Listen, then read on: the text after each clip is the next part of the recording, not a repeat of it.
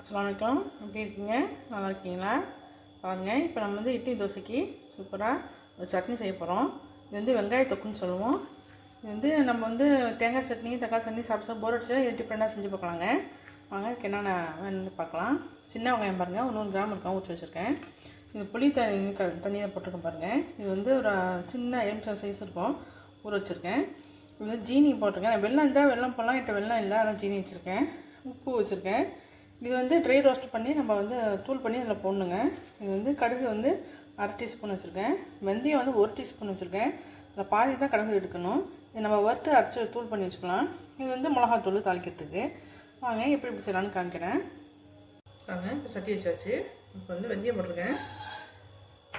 வெறும் வானிலையில் கொஞ்சம் லேஸ்ட்டாக ரோஸ்ட் மாதிரி பண்ணிக்குவோம். தூள் பண்ணிக்கிட்டு அரைக்கணும்.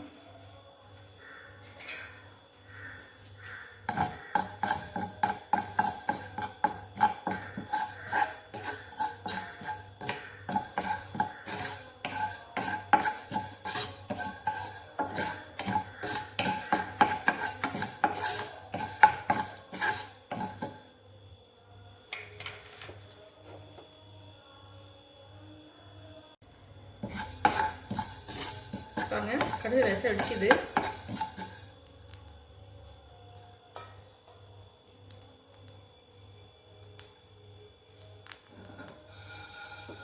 போதும்.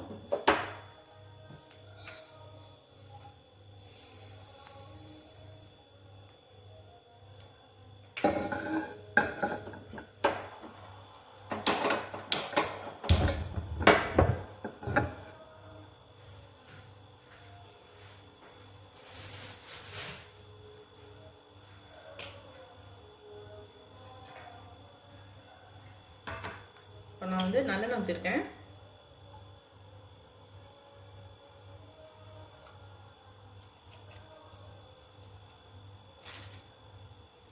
சின்ன வெங்காயத்தை இதில் போட்டுடலாம்.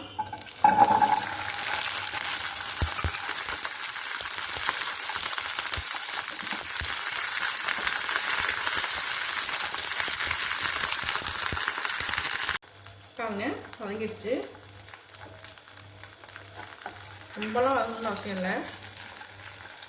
இது வந்து ஆற விட்டு லேசாக அரைச்சிட்டு வந்துடுவோம். ரொம்ப மையாக இருக்கக்கூடாது.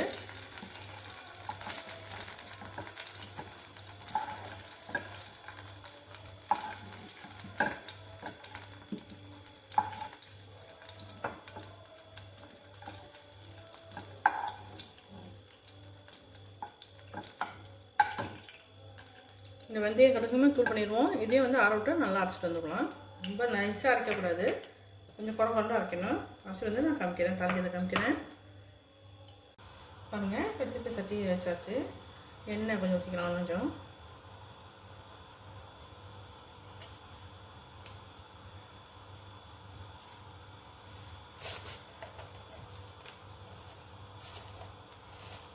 கடுகு போட்டுக்கலாம்.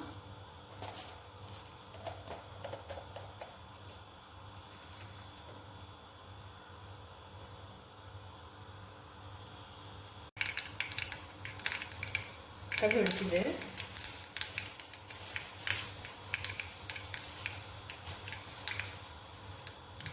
கருவேப்பிலை போட்டுக்குவோம். வெங்காயம் கொஞ்சம் போட்டுக்கலாம்.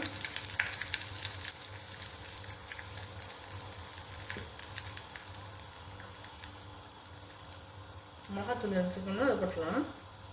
காரம் தேவைப்படுறாங்க, இன்னும் கொஞ்சம் கூட போட்டுக்கோங்க. அரைச்சிட்டு வந்த பாருங்கள் வெங்காயத்தை. இந்த மாதிரி தான் இருக்கணும், ரொம்ப பட்டாக அரைக்கக்கூடாது, கொஞ்சம் எதாவது கம்மியாக அரைக்கணும்.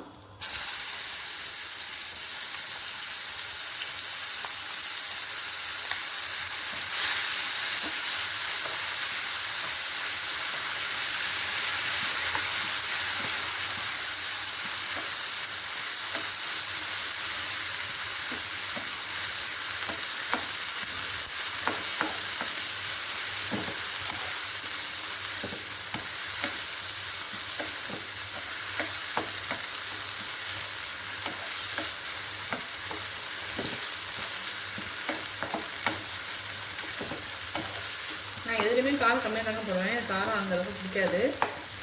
காரத்தை விட நீங்கள் கூட போட்டுக்கலாம்.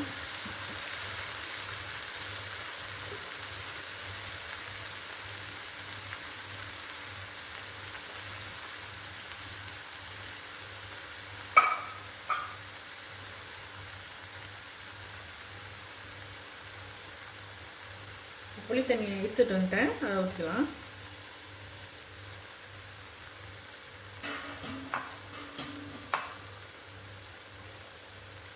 கொஞ்சமாக மஞ்சள் தூள் போட்டுக்கலாம்.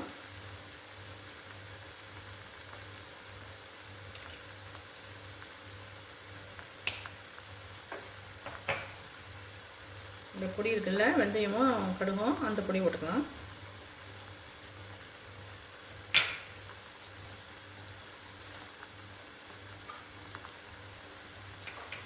உப்பு இதுக்கு தேவையான அளவுக்கு உப்பு போட்டுக்கிட்டோம்.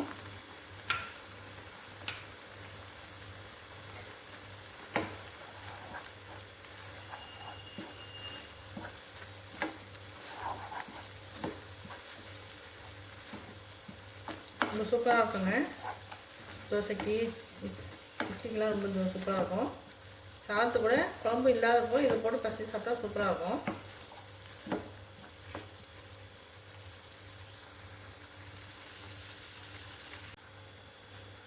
பாருங்க, நல்லா எண்ணெய்லாம் பெரிய ஆரம்பிச்சிருச்சு. இந்த ஸ்டேஜில் நம்ம சர்க்கரையை போட்டுக்குவோம், சீனியை. வெல்லம் இருந்தால் வெல்லம் போட்டுக்கோங்க.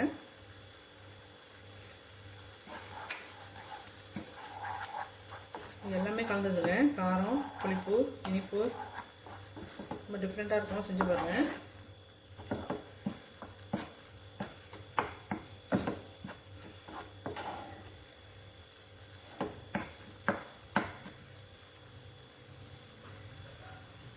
ஒரு 5 நிமிஷம் மூடி போட்டு மூடிடுவோம்.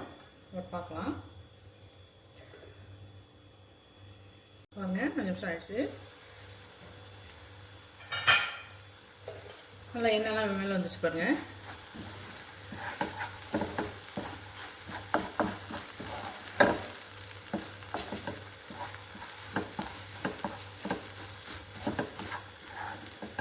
செஞ்சு வெங்காய தொக்கு ரெடி ஆயிடுச்சுங்க.